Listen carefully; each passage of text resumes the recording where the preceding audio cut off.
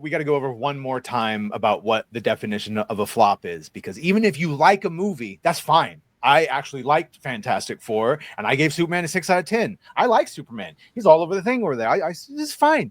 But that doesn't mean it's made its money back. And if you haven't made your money back, or if you haven't even broken even, you have flopped. Use a flop.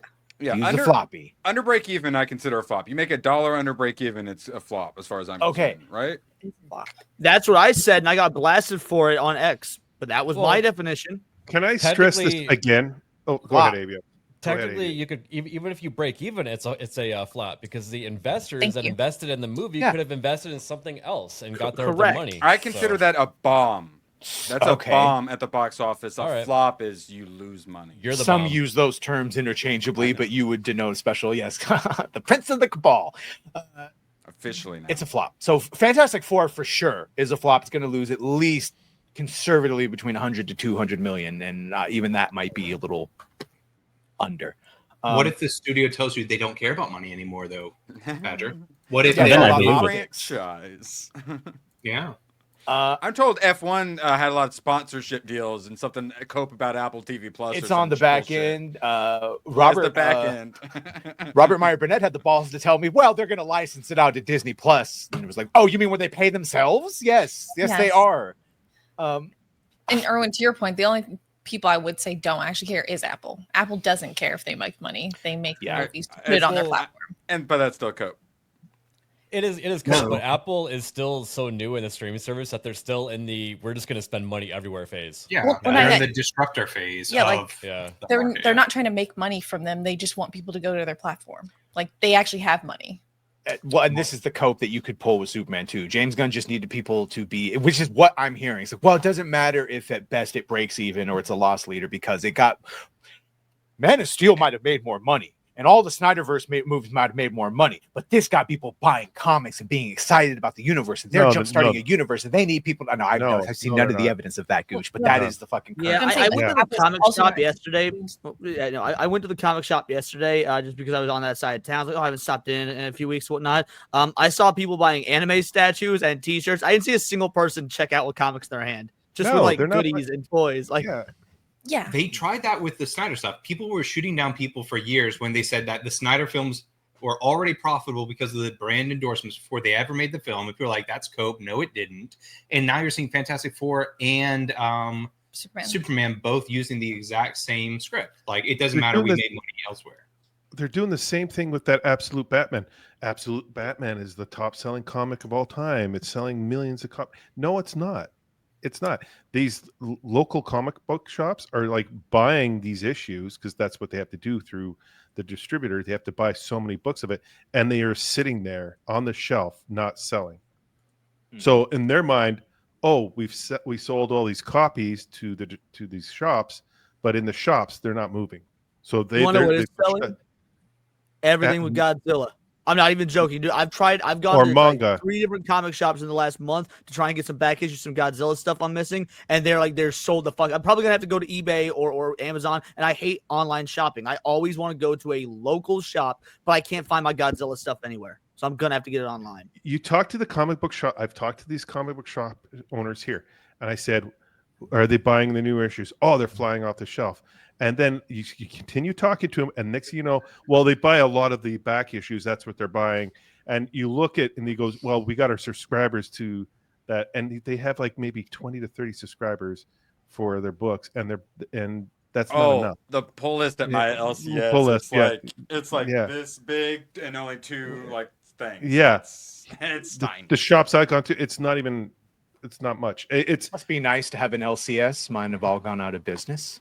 Well, that's because of women in comics. Sorry, Rossi for 5. You never have to apologize for missing a super. Most of the time, they're stupid jokes. It's just fun to chill with you guys. Everyone but Nadia. Yeah, I agree with that pettiness. Yeah. And they're not stupid jokes, Rossi. No. They might be stupid, but they definitely don't qualify as jokes. They're journeys. And you're still riding shotgun with me, Rossi. It's all good. That was the dream, was to try to capture the vibe of the hang and have everyone join in. And it just happened to find the Cabal. Just my fellow members.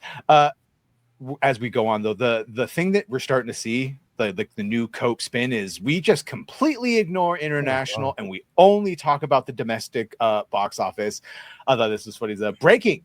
Economist stunned as box office shrinkage only affects Superman. Meanwhile, Lilo and Stitch surpasses 1 billion and dinosaurs retake global markets. It's the weirdest recession I've ever seen, says one fanboy wannabe analyst. But the other one is all the like Domestic Man, and this is like, oh, we're just gonna completely. Oh my God, did you see that Superman domestically beat everyone at the box office? It's like, okay, but what about international?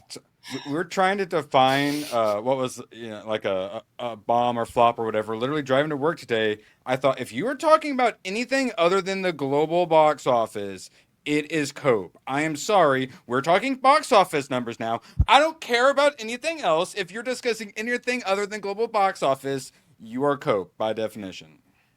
And is so it finally... not also...